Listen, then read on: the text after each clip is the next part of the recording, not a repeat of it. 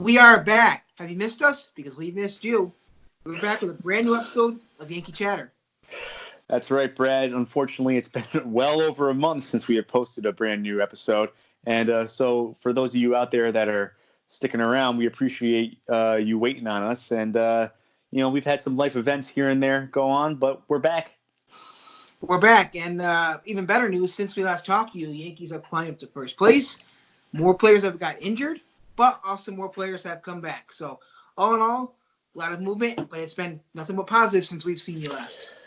That's right. And also we talk a little bit about the MLB Draft that's going on as we speak. So welcome to episode number 19 of Yankee Chatter. Yeah, here we are. I'm Brad McCormick. We can do this whole thing right now, I guess, at Brad Chatter1 on Twitter. And go ahead, Greg. And I'm Greg Andriano at GregAndriano05 on Twitter.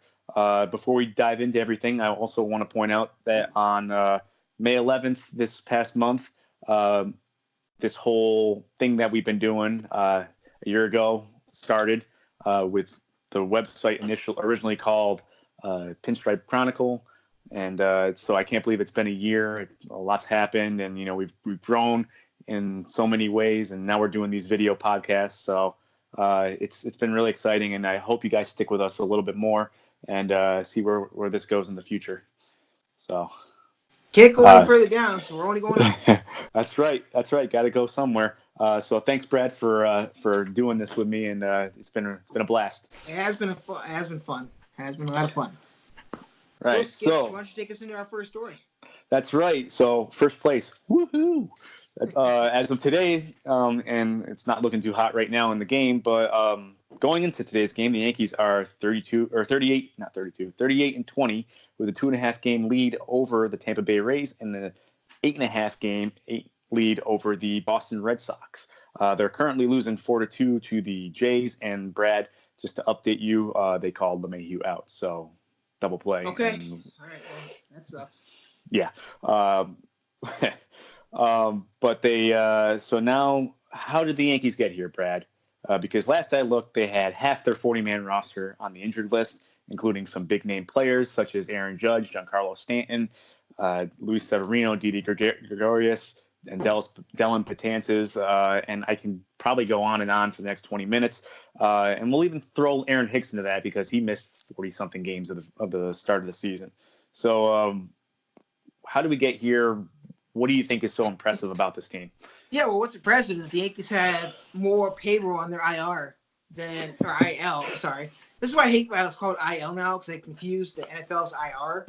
Yeah, it should just be IR across all sports. Just make it easy so no one gets confused. Yeah, but see, right? IR means you're done for the year. That's true. That's why it's scary. Anyway, so what's more impressive is that the Yankees have more payroll on their IL than I think 6 different MLB teams, including the Rays, which is pretty impressive for the Rays. But it's just unbelievable. I don't remember anything in baseball quite like this, where a team has succeeded while having this many star players on the bench. And there's 2 ways of looking at it. You could say we have a damn good GM, Brian Cashman, or you could say we got really lucky, because if you ask, they were talking about the Toronto, organization before today's game, and they were saying how bad Gio Urshela was. Like, they had to send him back down in the minors. He was so bad. Now he's like a star for the Yankees. So luck or just really good GM. Either way, it's working. It's pretty incredible to watch. Yeah, it really has been. I mean, they're all these guys that you would never have thought have been contributing are contributing, and the guys that you thought we would be relying on, like Severino, Judge, and Stanton, they haven't really played much. They've missed more time than they've actually played this season. So let's talk a little bit more about those guys that have outperformed their expectations. Brad, you want to talk about them? Yeah, well, let's start off first and foremost with Domingo Germán, who up until 2 starts ago, people were talking about starting the All-Star game. He's had a little rough go with the Royals and the Red Sox. Was it the Red Sox's last game? Mm-hmm. Yeah. Mm-hmm. So the Royals and Red Sox weren't as kind to him as he started the year, but so we had 12 games, 11 starts, 3.66 ERA. Sorry.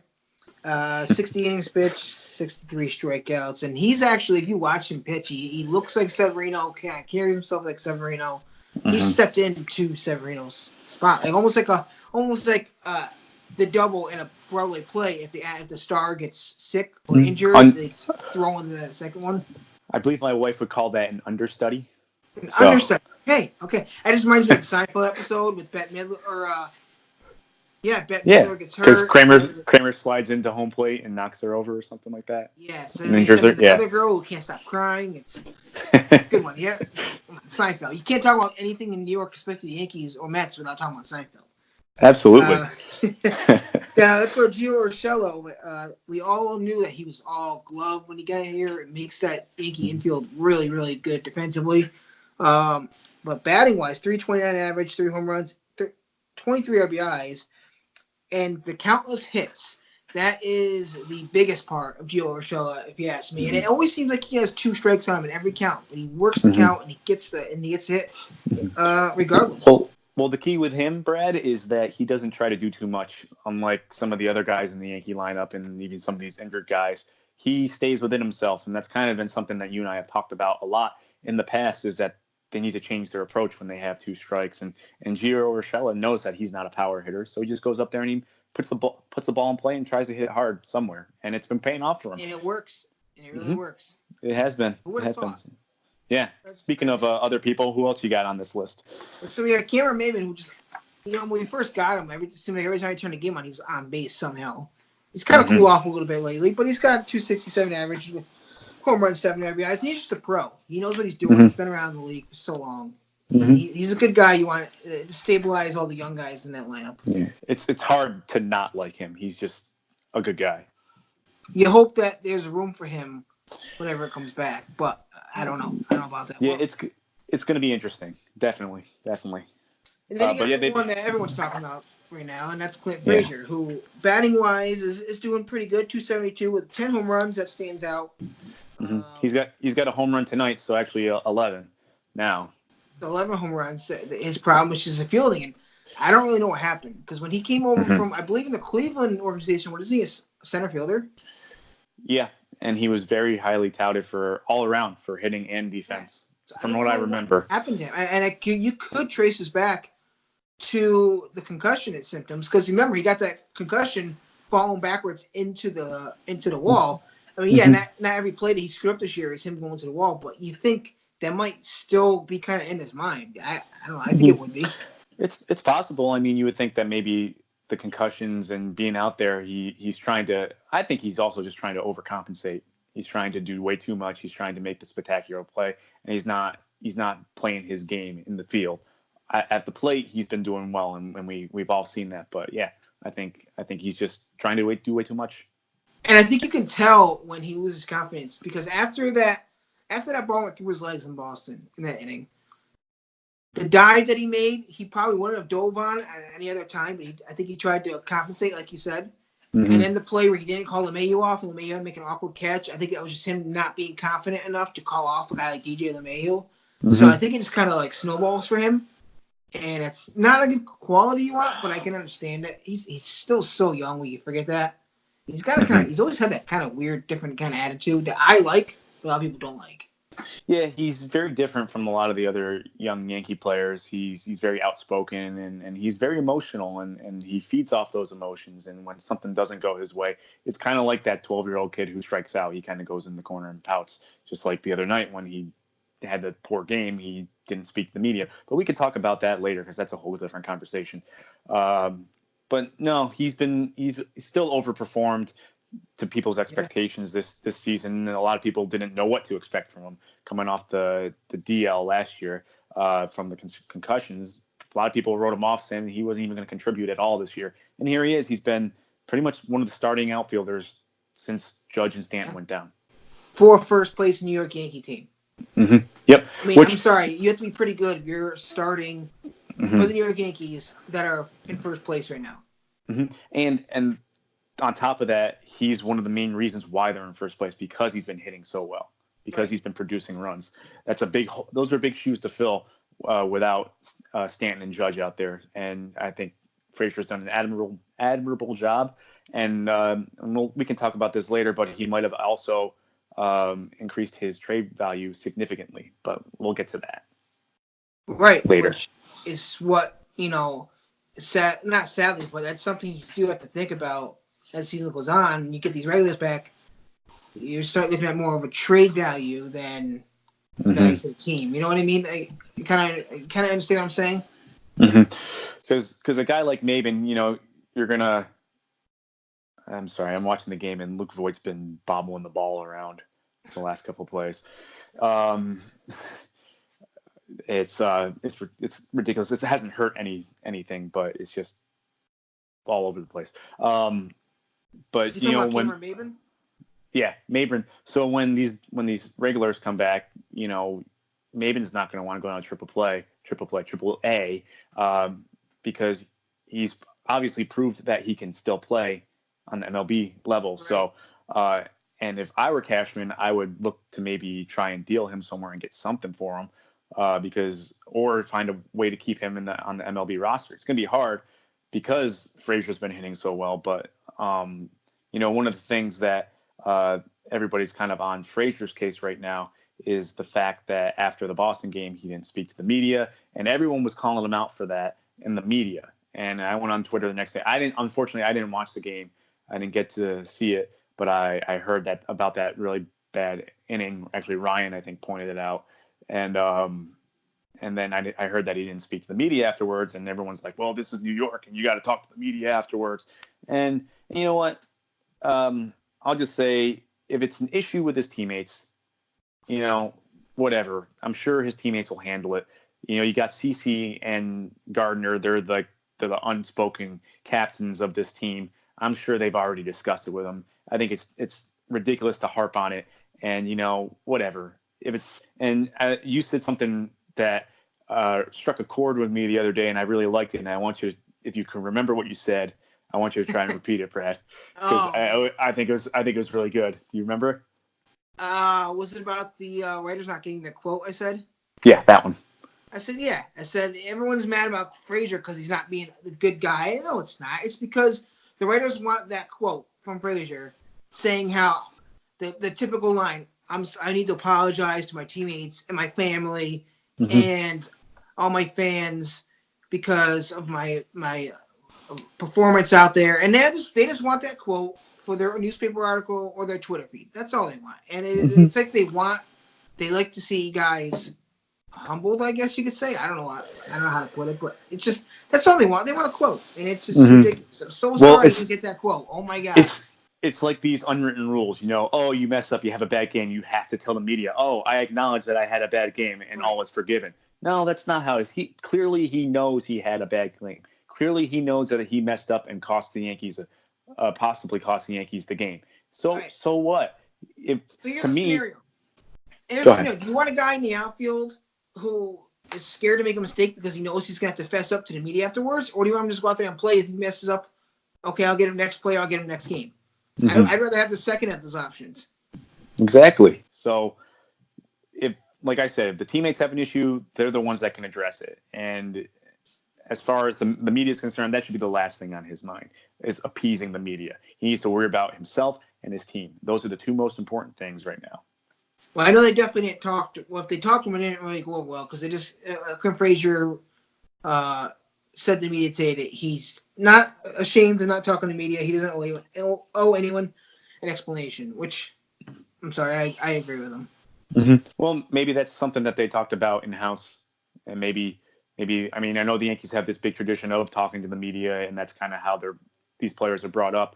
I know Mark Carrick said something about that on Twitter, but maybe that's something. Maybe that's a conversation Frazier had with CC and Gardner and said, you know what, we know you didn't get the job done. We understand that the last thing you want to do is talk to the media. Maybe he just needed to clear his head. So what? Get over it. It's over. Move on. And the funny thing is, it's New York City. Everyone there has an attitude. You go the ushers at each aisle go down each section have the biggest attitudes in the world. and you're gonna get mad because a player on your team has an attitude. I mean, that's just it's hypocritical. Mm-hmm. Well, this is the society we live in now. Everyone feels entitled, like everybody owes them something. So we'll move on and focus on those players. Yeah, and we'll focus on those players, Brad, that were supposed to be on the team and have performed during this nice stretch the Yankees have had. So if you want to talk about some of those guys, let's talk about this year's comeback player of the year, easily Gary Sanchez. 100%. A little bit of scare tonight. I don't know if you watched it, but a little bit of scare tonight. He caught Gurriel's bat on the backside on the after swing. Did you see that? Oh no, I didn't see that.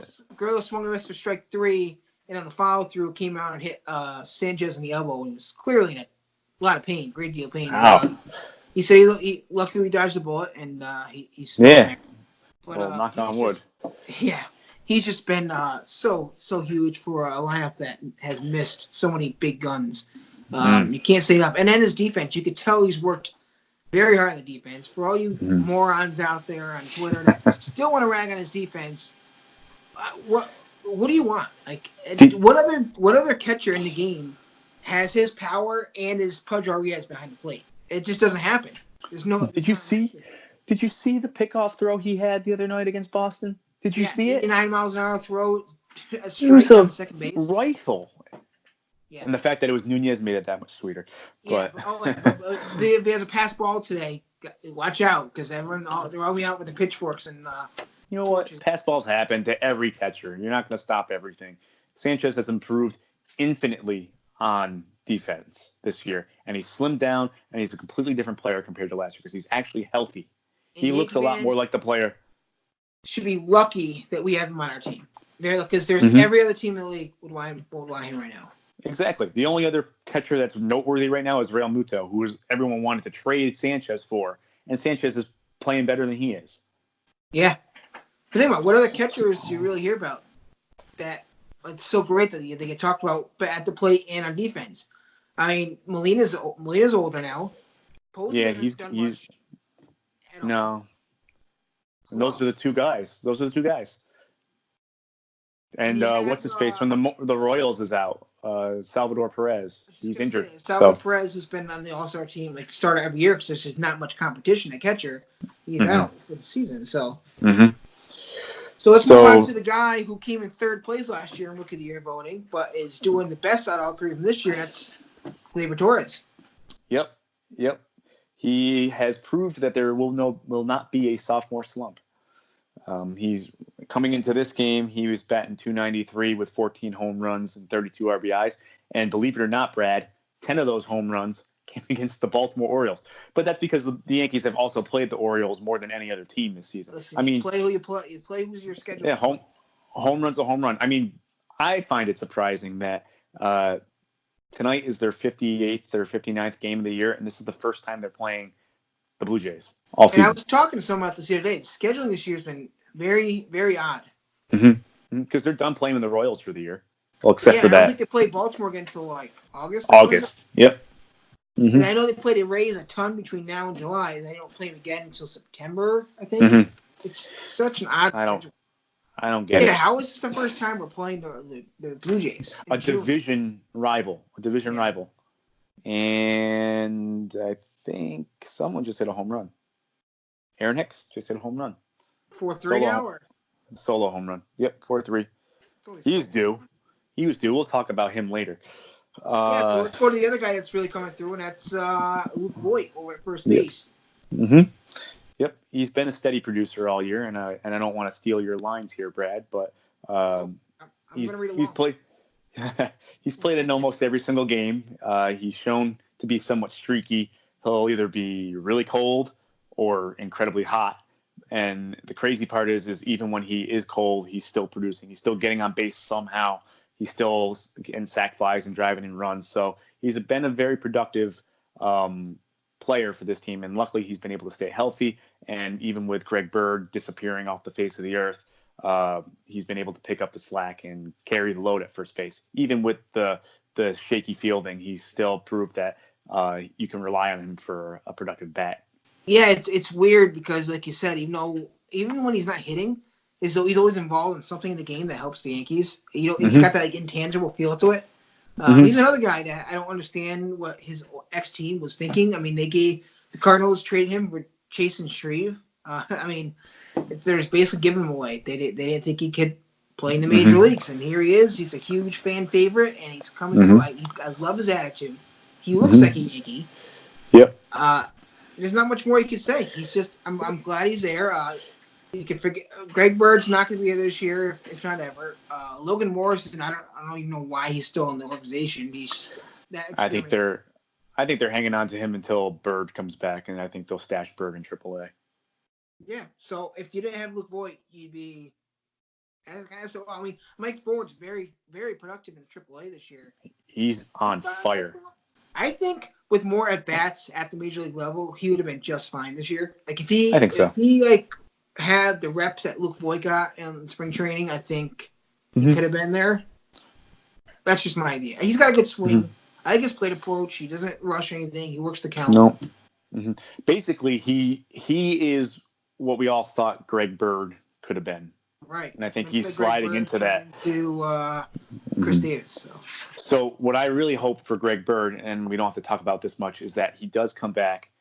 Not to the major leagues. I think he should stay in AAA for a while, get used to playing regularly, because this is what they should have done with him last year, and maybe see if he can increase his trade value and try and ship him off somewhere as part of a deal for someone or some pitching, because there really isn't between Ford and between Voigt. There's really no place for him on this team anymore. It kills me to say that because I was the biggest Greg Bird fan. Yeah, I don't see any reason to bring it back to the major league team. No, even when he's healthy. Unless Voigt gets hurt and he's been steadily producing in AAA. But let's hope that it doesn't come to that. So other than that, what's your big gun here, Greg? What's your team MVP here? Well, I know we talked about Sanchez and Voigt, but my favorite signing, hands down, has to be DJ LeMahieu.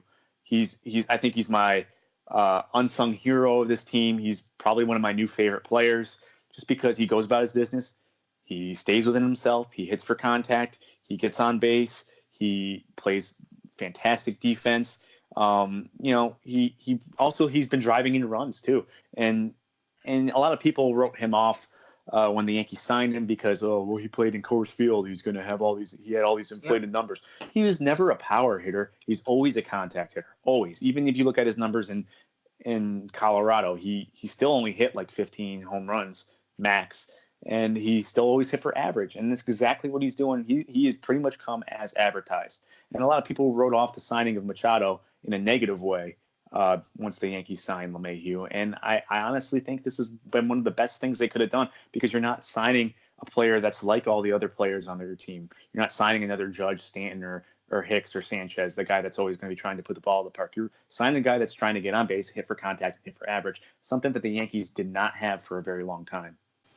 Yeah, this is a much better fit for the lineup. And I agree with you. I remember when this signing happened, people were not happy, especially on Twitter. They were saying the Yankees are going to try to force at-bats into him. He's not going to get as many at-bats as he needs. It's going to screw other guys' reps. It's going to be a mess.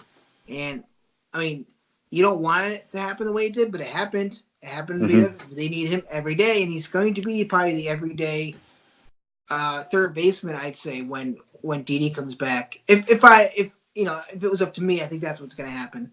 And you're not going to play Didi every day and move around. But either way, he's a contact hitter, which Yankees definitely needed. Otherwise, like you said, Machado would have been the same exact hitter as Stan and Judge. Just throw that slider outside. Well, look at what Machado's numbers are. He's hitting like 260. He's got 8 or 9 home runs. And then look at LeMahieu's number. He's batting over 300. He's got 30 RBIs. He's getting on base. His on base percentage is off the charts. He's exactly what every team should need. He's the glue that brings the power hitters and the small ball hitters kind of together. Well, one of the big things, and I think Ryan pointed this out the other day, is that it seems like the Yankees always seem to hit solo home runs. Well, when you get guys on your team like LeMahieu who constantly get on base, then now you're getting runners on base for those guys who do hit the home runs. And LeMahieu started the season off batting 7th or 8th, and now he's the leadoff hitter because he gets on base so much. He pretty much displaced Aaron Hicks, and I hope that when Judge and Stanton come back, they keep LeMahieu in the leadoff role because he's done a fantastic job, and Hicks still needs to iron out his swing. Yeah, I don't see why they would. I don't see why they'd move LeMahieu out of that spot. Mm-hmm. So I told you who my key player is, Brad. Who do you think? Who would you say is your MVP, quote unquote? All right. I'm not going to go with LeMahieu because that's your guy. We talked about Torres, we talked about Sanchez and Voit. The guys that are injured, Urshela, all that. I'm going with the guy that not many people think I would bring up, and that's going to be Canely. I think Canely is a huge part of this team because when teams have bad bullpens, they struggle in the 6th and 7th innings. That bridge from the starter to the setup man or reliever or closer, that bridge is where they struggle. And Tommy Canely has just pitched out of his mind this year. He learned that the last time he pitched for the Yankees beginning last year, before he got sent down, he was struggling because he wouldn't throw his changeup. He worked on his changeup all year in AAA. He lost a lot of weight in the offseason. He came back. He throws that changeup so well, and he's just been unbelievable this year. And I think he's kind of like the unsung hero right now. No, definitely of the bullpen for sure. Because last year Holder, he was performing a lot better than he is this year, and Chad Green, I don't know, who knows what's going on with him. So he's kind of stepped into that spot in the bullpen pecking order, and he's really picked up the slack. And it's kind of like, well, now we can let Chad Green do this opener experiment or pitch one inning of low leverage here and there just to see if he can get on track. And for some reason, Jonathan Holder pitches like every single game. I don't get that. I don't get that. There was the one against Boston that they brought in Ottavino to pitch to one batter, and then Holder pitched the next inning, and I was freaking out. I was so pissed off, and then Holder put him down 1-2-3. It was the 5-3 game, the second game of the series. And Holder pitched the meat of the order too. And he did great. He did great, which was nice to see because I'm tired of people ragging on him. But sometimes you got to put a player in a position where he's forced to perform, and you find out what kind of player he actually is. So Canely, that's a great choice, Brad. I really agree with that. That's a good choice. I actually kind of forgot about him because he kind of slides under the radar sometimes because you're always focused on Ottavino and Chapman. So it's good that Canely's bounced back from his poor season last year. I'm hoping when Matanzas comes back that he still give Canely's a big role in the bullpen though. I agree, and I think that they will only because of Betances' injury. I think he's going to need some time to get back into the game and work his way up to those high leverage situations. And I think Canely, because you're going to go Britton in the 8th, Betances in the 7th. I mean, what do you do? Put Ottavino in the 6th? Like, I don't know. It's going to be really tough. And it's good. This is great options, but. Well, they might even actually, because they have so many options now in the bullpen, they might have these 3 guys pitch on this day, these 3 guys pitch, and they alternate to give them rest. Because down the stretch, you don't want Ottavino and you don't want Britton and you don't want these guys pitching every single day or consecutive days or 3 or 4 consecutive days. They got to get their days off. Otherwise, again, one of the big things you said is, you need your bullpen down the stretch. And the last thing we need is over pitching guys and getting them injured when they really could have just been rested a day. Yeah, it's nice. So. It's nice because for so many years, you'd have those same 2-3 guys, and then you'd have Girardi come out and go, well, he's unavailable. This guy's unavailable. And it's like, well, who the hell's going to close today, But this is nice. These are nice options to have. And I hope we just get Chad Green going. Unbelievable. We'll be set. So speaking of injuries, we've received some good news about players that have found themselves on the injured list, and there have also been some setbacks. Stanton kind of got set back a little bit, but the good news definitely outweighs the bad news. So let's talk a little bit about these guys, these injuries. Well, Aaron Hicks is back. We can start with there. Yeah. Aaron Hicks is back.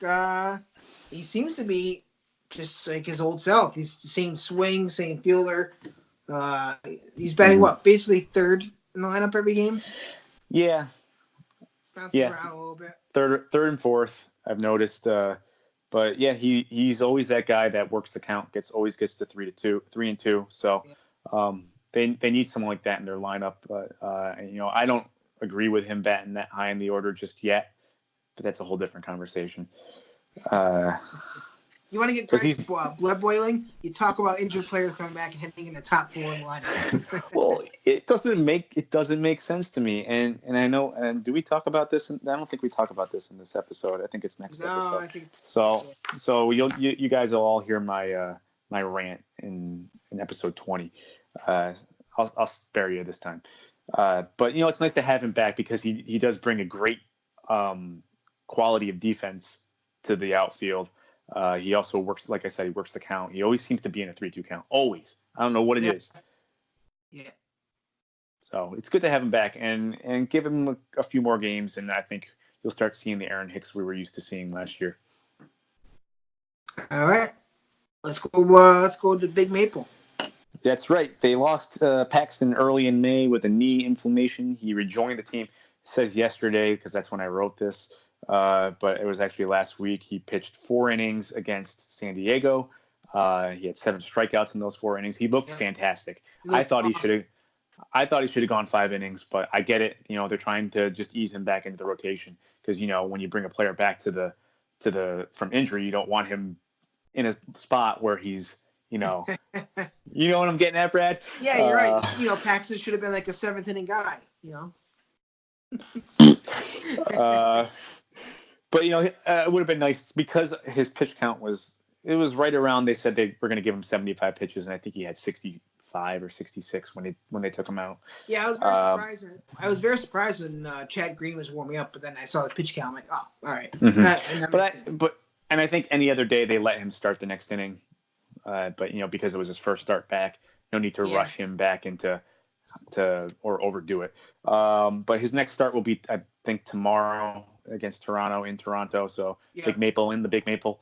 But I'm excited to have him back because he is a very key part of this rotation, especially huge part. I mean, especially if Severino comes back and he's a Severino from the first half, and you're looking at a playoff rotation of Severino, Paxton, Tanaka. It's pretty good. It's pretty good. 1, 2, 3. And then who knows what Herman's going to be like at that point, and Happ, if he ever figures it out this year. Doesn't seem like it. I'll take that reputation. Yeah. To a degree. I mean, we'll get into the trade room stuff later, I'm sure. But. Yep.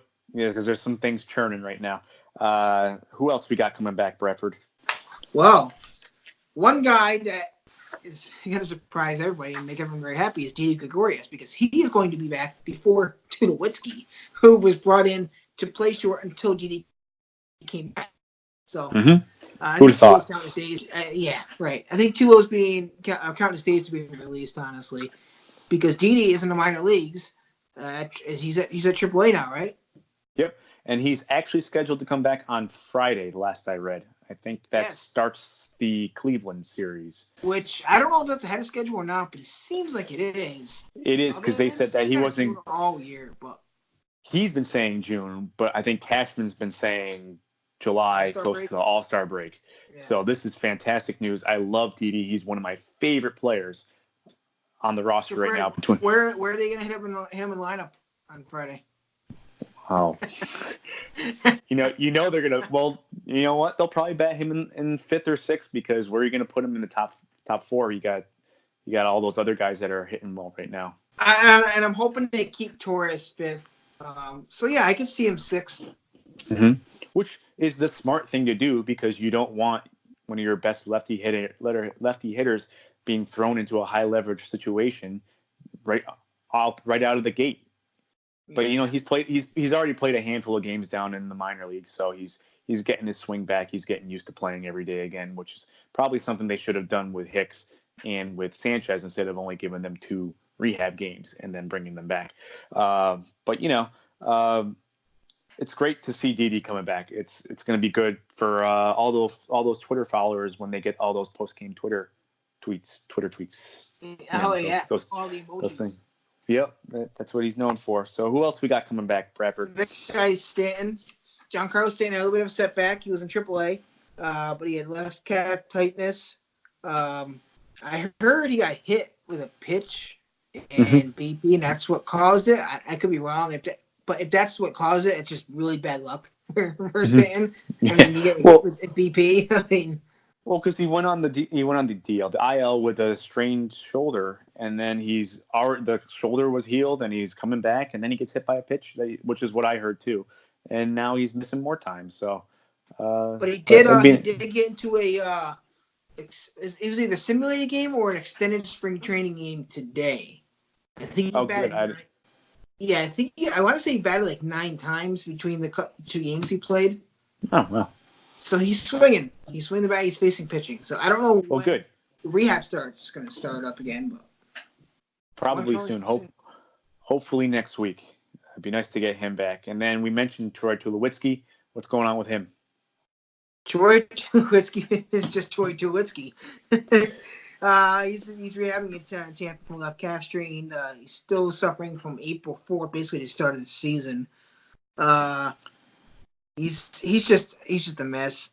He suffers so many injuries to his legs and his heel, and I don't know. I had high hopes for the guy because he wasn't playing on turf this year. It was kind of freak injuries he had in the past, but I don't know. I think he's just kind of a broken down guy, and it's kind of similar to like Pedroia at this point.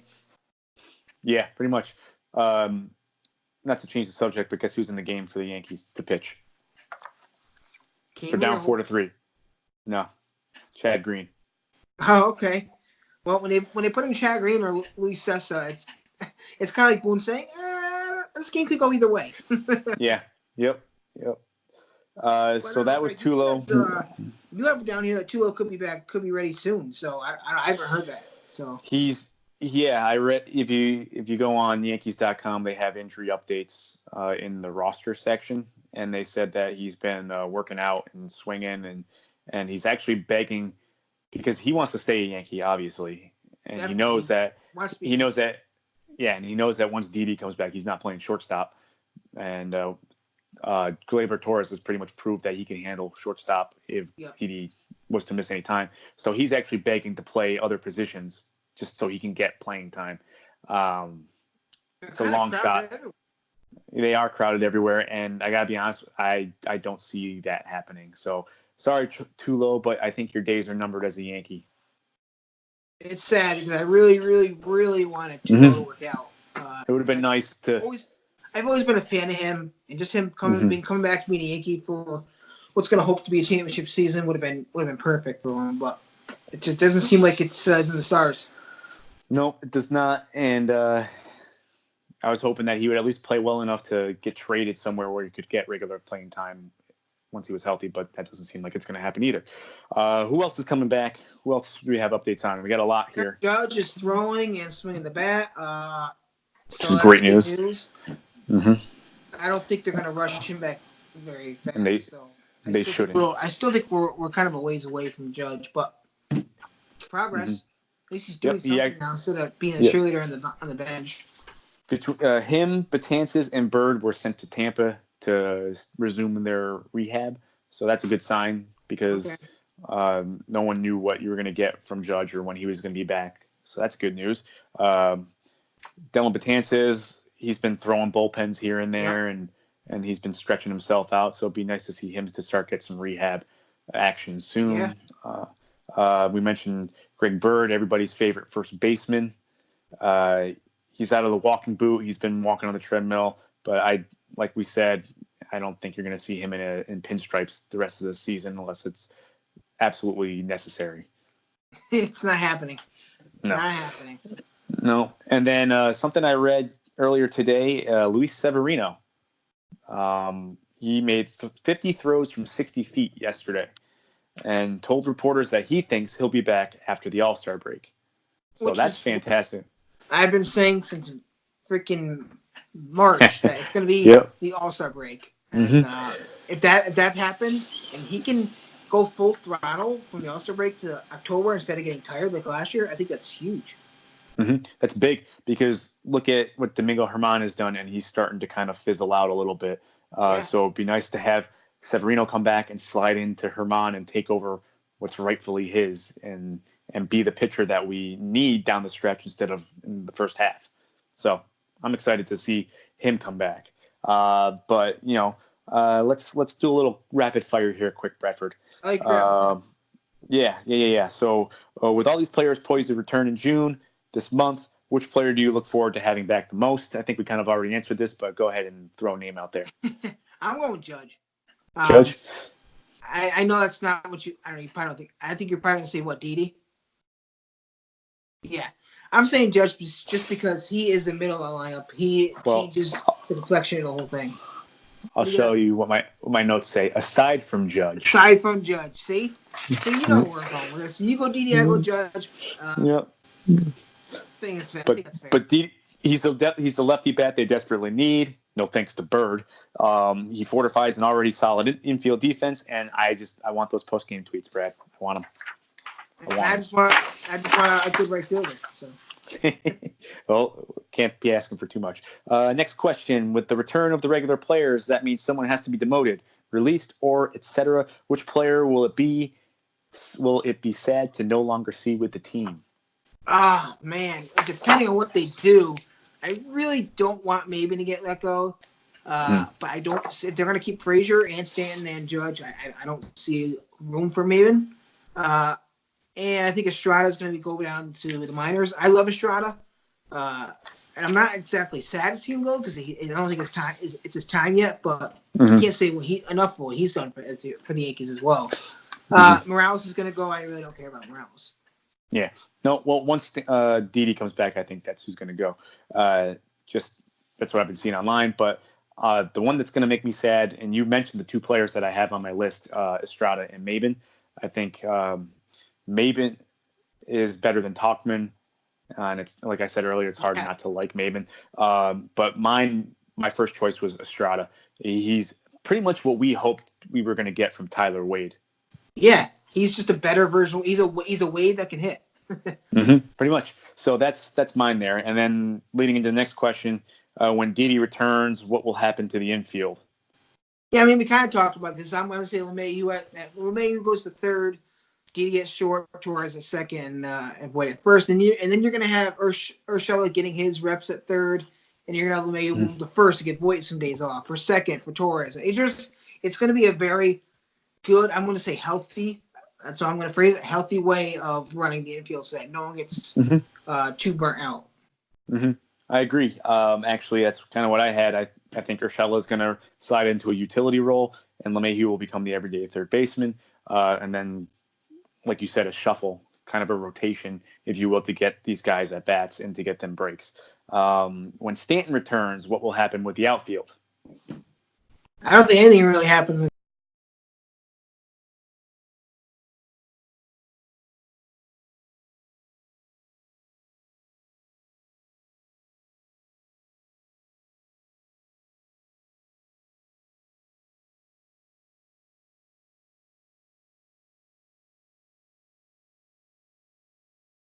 Yeah, I'm thinking Maben's going to be the odd man out in that sense, just because you're going to get Stanton some playing time in the outfield. You need to at some point. I think Gardner is going to become the regular left fielder, and then, like you said, Stanton's going to DH. Then once Judge comes back, I think Frazier is going to be the odd man out. And I think he should be because I think he needs some defensive reps in AAA. But it's going to be hard to lose his bat. Yeah. What's the next one? What do you do with Tulowitzki? We kind of already talked about it, but go ahead. Quick answer here. Tulowitzki's, I'm sorry, DFA. That's what I say. I think with Urshela becoming the player that he has, it's it for Tulo. He didn't really serve his purpose. Unless you desperately want Tulo's power in the lineup, which I don't think you're going to need, but if you want that, then you keep him. If not, I'd rather have Estrada than Tulowitzki anyway. Well, the thing with Tulo is he only played like 5 games. His timing is going to be way off, and you're going to have to sit through the adjustment period of him coming back from injury. So to me, it's not worth it. With the replacement players performing so well, which one has built up their trade value the most and could be dealt at the trade line or deadline or before that? I think it's a mixture of Urshela and Frazier, right? I mean, I don't know what else you can know. The teams that are going to be dealing for guys at the deadline aren't going to want veterans. They're not going to want Maven. They're going to want younger guys that they can control for a few years, and they're going to give up someone that the Yankees are going to want. So as far as trade value goes, it's got to be one of those two. And I don't know how much stock they're going to put in Urshela because of how the rest of his career has been. So I guess I kind of talked myself into Frazier as far as trade value. Yep, I agree. He's got the most upside out of those guys. I think the only way you're going to move Maben, which, by the way, he was in AAA to start the season, is if someone desperately needs MLB ready outfielder because of injury. It's the only way you're going to move him. Which is crazy because Cleveland's outfield is so bad, but yet I don't know why you have room for Maben. I don't get that. I don't get it either. So Urshela, to me, I think he's built up enough where because he's been playing regularly that you might get like a low end prospect for him or something like that. But Frazier for sure, he could be part of a package for some sort of starter down the line if the Yankees make that move. Speaking of prospects, Brad, we talked about the MLB draft going on right now. We don't have to spend too much time on this. It started on Monday.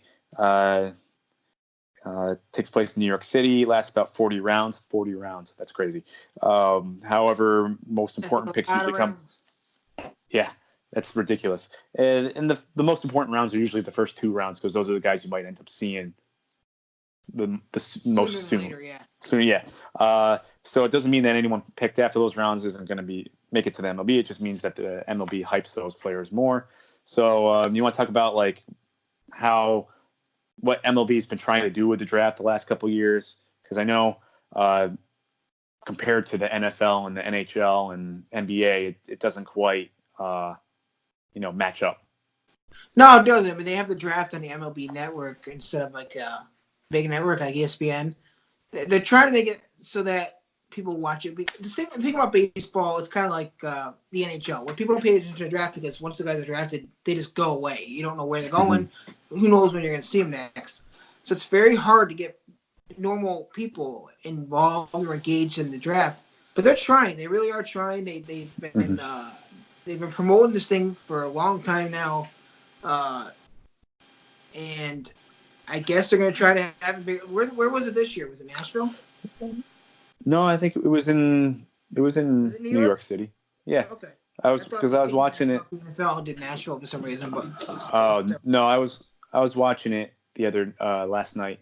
It was the MLB Network, and it was in their MLB Network studios. So I mean, they're trying. They just started not too long ago. In the grand scheme of things, the first draft that they televised on MLB Network was the one where Mike Trout was drafted, and he was the only player that showed up to the MLB Network to go up to the podium. So that really wasn't that long ago that they're trying to start doing a big deal about it. Well, the thing with the MLB draft is that it actually goes on during the college playoffs and college World Series. So a lot of these players can't make it to the draft, so they can't be there because they're still playing. I think I was watching a little bit last night, and only one guy was there. And I think it was because his team was eliminated from the postseason. Yeah. So that's the other tough thing is you get in the other drafts, you get all these young stars. They're all there. They get called up. They're there. They get their jersey. It's a thing. It's hard to do that with baseball. Question, Greg? Do you know why? Do you have an answer why baseball does the draft when they do it? I don't. I know some of these guys because once they finish their college season, some of these guys report to short season, and they start playing this year. So I don't know why they don't. Every other sport does the draft in the off season. Yeah, and I don't know why baseball doesn't do it either. Because then you would think, well, maybe that'll give these guys some time off and get situated, and then do the draft, and then give them a full season. But you're giving these guys a half season, although they did just pretty much play a full season of college ball. Yeah. So I don't understand it, but I'm not the one making the decisions. So let's get into who the Yankees picked for their first three picks. Because look, on the first night they had three picks. They had the 30th overall, and they got a compensation pick from Cincinnati when they traded Sonny Gray, and then they had the 78th overall pick in the second round. So their first pick, they picked a shortstop out of high school who actually plays with Al Leiter's Al son Leiter's son, yeah. on the same team. His name's Anthony Volpe. Volpe, yeah. Volpe, hey, Volpe, what are you doing? He's a shortstop. He hit 488 this year. They love his makeup. That he's actually committed right now to Vanderbilt, which a lot of people say because Vanderbilt's such a great college program, it's tough to pry them away when they're already committed. Right. So, in my opinion, for the Yankees to have drafted him, they had to feel pretty good that he would sign. And I read that today that he grew up a Yankee fan, and so maybe this might be what sways him to pursuing a professional career. I mean, for me and you, you get drafted by the Yankees, you don't think twice. You go to the Yankees because once you go back to that draft, anyone else can draft you. So I'm hoping I don't know what listen, I gotta be honest with you, I don't really do much work on looking at these guys, so I don't know how they are. From what I read about them, I'm not super excited about the pick, but they might know something I don't. So yeah, that's kind of how I am. An average runner, average power, but he's just a good hard worker. I mean, you could say that about probably about hundreds of guys that are hard workers. So I don't know. But you got to also remember he's coming out of high school, so he's still going to grow. He's still going to develop, and maybe they see something in him that they feel like, well, like we can work with that. Let's pick him and see what we can do. From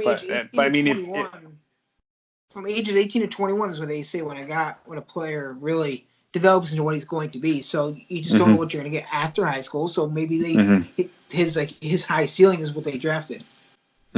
But to me, drafting a guy who's already committed this early in the draft, it's a little concerning. I mean, it surprised me a little bit considering that their next pick was in the compensation round, which was 38th overall, and it was T.J. Sakema out of the University of Missouri. He's a left-handed pitcher. He went 7-4 this year with a 1.32 ERA for Missouri. He struck out 101 batters. Scouts love his versatility, his repertoire, and his makeup. And he sits around 90 miles an hour and can get it up to 93, 95. So I actually like this pick.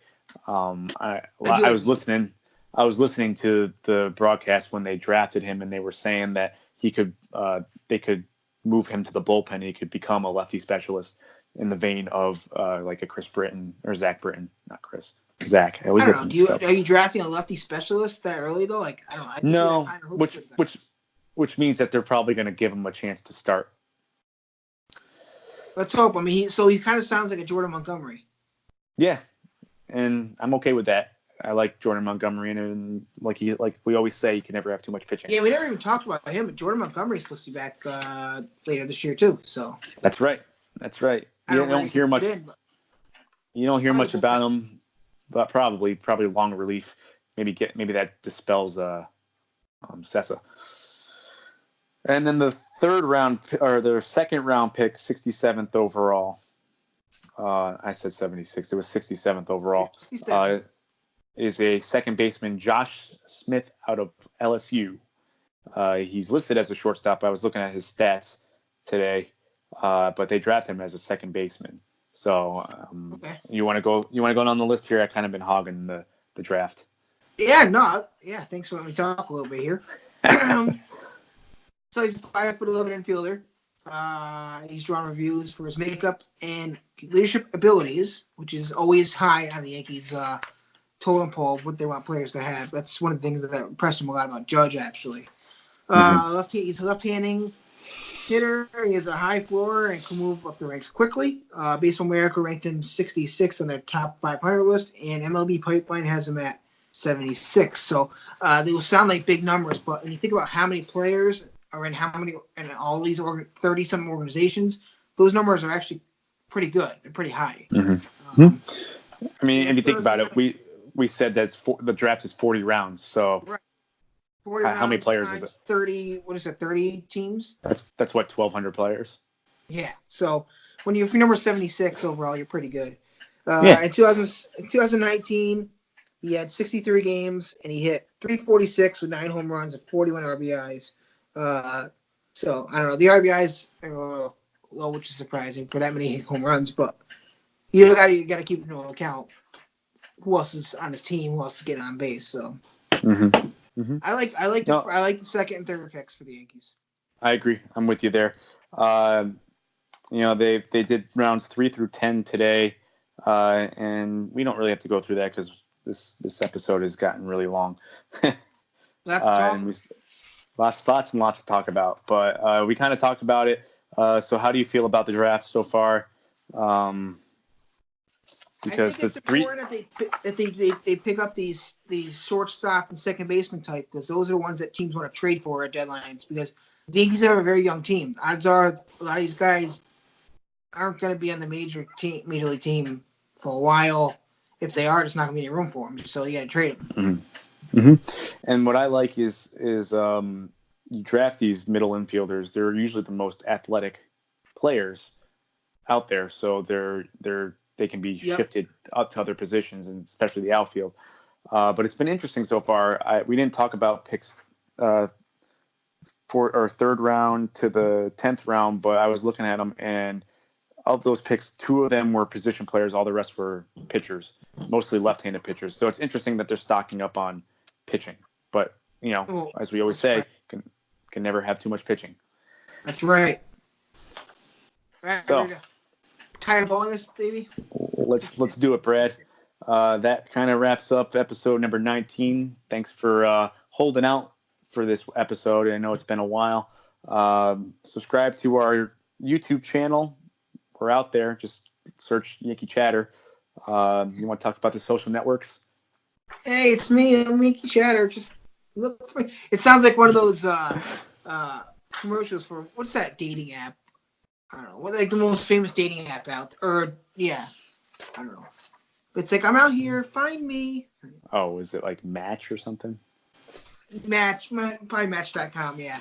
There's always this really good-looking girl on the commercial, and they're always at the end. They're always like, I'm out here. Just come find me. Yeah, well, that's how we are on YouTube. So do that. And social media. Just search Yankee Chatter. We're that hot girl. Come find us. Yes, Brad, we are. We're also on iTunes, Spotify, and Google Play. Again, just search Yankee Chatter, and all of our episodes are up there. So check it out, subscribe, find us, listen, and let us know what you think. I'm Greg Andriano. You can find me on Twitter at GregAndriano05, and this is my partner in crime up north. Brad McCormick, Chatter1 on Twitter. It's been fun, fellas. It's been a good time. And ladies. I'm sure there's ladies out there. No discrimination. Yes. Here. Nope, everyone listens. So that pretty much wraps it up. That is the end of the show.